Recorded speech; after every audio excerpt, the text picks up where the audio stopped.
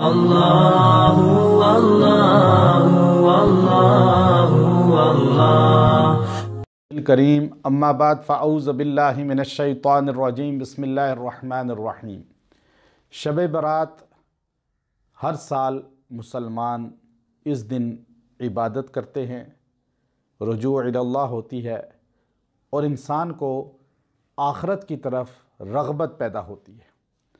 اب یہ بحث میں پڑھنا کہ یہ عبادت کا دن ہے یا نہیں، اس دن عبادات کرنی چاہیے یا نہیں، شب برات کے احکامات قرآن و سنت میں مضبوط ہیں یا نہیں، اس کے بارے میں قرآن کا حدیث کا مستند کوئی حکم ہے یا یہ ایک ضعیف اور غیر معروف چیز ہے۔ ایک چیز ذہن میں رکھ لیجئے کہ اس دن مسلمان مسجد کی طرف آتے ہیں، نوافل پڑھتے ہیں، استغفار پڑھتے ہیں، موت کی خوف اور رغبت آخرت کی طرف متوجہ ہوتے ہیں۔ یہی سب سے بڑی چیز ہے کہ کم از کم سال میں کوئی دن تو ہے کہ ان کو موت کی طرف، قبرستان کی طرف، آخرت کی طرف، اللہ رسول کی طرف ذہن لے کے جاتا ہے۔ سیدہ کائنات سیدہ عائشہ صدیقہ رضی اللہ تعالی عنہا فرماتی ہیں، نبی صلی اللہ علیہ وسلم نے فرمایا کہ شب برات کی رات میں بنو کلب قبیلہ بہت معروف تھا جس کے پاس بکریوں کے انبار تھے مدینہ میں۔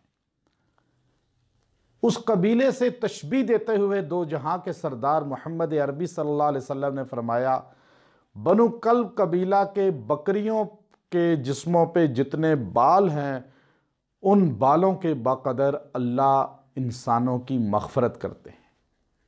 پورے سال کے اعمال فرشتوں کے سپرد ہوتے ہیں، ملک الموت کو اتنے انسانوں کی روحیں قبض کرنی ہیں، میکائیل علیہ السلام کو اتنے انسانوں تک اتنا رزق اس سال کا پہنچانا ہے، جانوروں ہر مخلوق تک، کس نے بیمار ہونا ہے، کس نے صحت یاب ہونا ہے، کس کی شادی ہونی ہے، کس کی اولاد ہونی ہے، اب ہر چیز لوح محفوظ سے سپرد ملائکہ کی جاتی ہے اس رات میں۔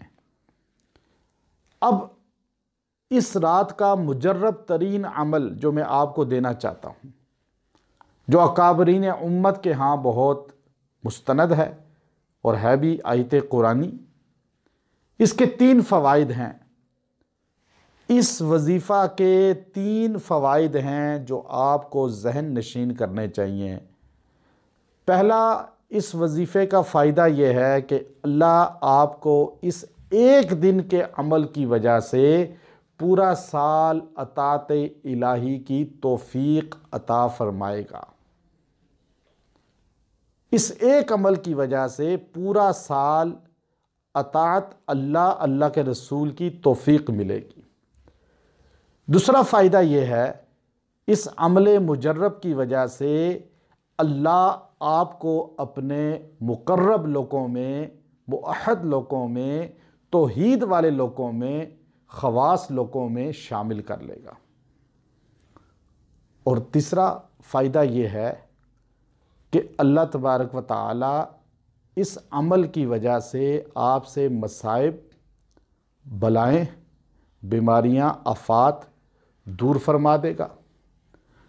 وہ وظیفہ مختصر یہ ہے کہ آپ شب برات مغرب سے فجر کے درمیان رات کو بیٹھ کر اس آیت کریمہ کو 313 مرتبہ پڑھنا ہے۔ وہ آیت کریمہ بڑی مختصر ہے، اللہ خالق کل شیء فاعبدوا، اللہ خالق کل شیء فاعبدوا، اس آیت کریمہ کو 313 بار پڑھیں۔ اور اس کا طریقہ یہ ہے، پہلے 2 رکعت صلاۃ حاجت پڑھیں، صلاۃ التوبہ، توبہ کی نیت سے، اور سلام پھیر کر اس آیت کریمہ کو اول آخر 3 بار درود شریف پڑھ لیں اور 313 بار پڑھیں اور پھر دعا کر لیں۔ اللہ آپ کو انشاءاللہ ایمان کی حلاوت نصیب فرمائے گا۔ اور اگر آپ مزید اس پر استقامت چاہتے ہیں کہ اللہ تعالیٰ اس کا نور آپ کے خاندان اور آپ کے جان کو خود مزید عطا فرمائے، تو آپ اس کو اس دن سے آگے مزید 40 دن پورے کر لیں، گویا کہ رمضان بھی بیچ میں آ جائے گا۔ اس طرح 40 دن پورے کرنے سے اللہ آپ کو مزید پریشانیوں، بیماریوں سے، حادثات سے بھی محفوظ رکھے گا اور ترقی ایمان بھی عطا فرمائے گا۔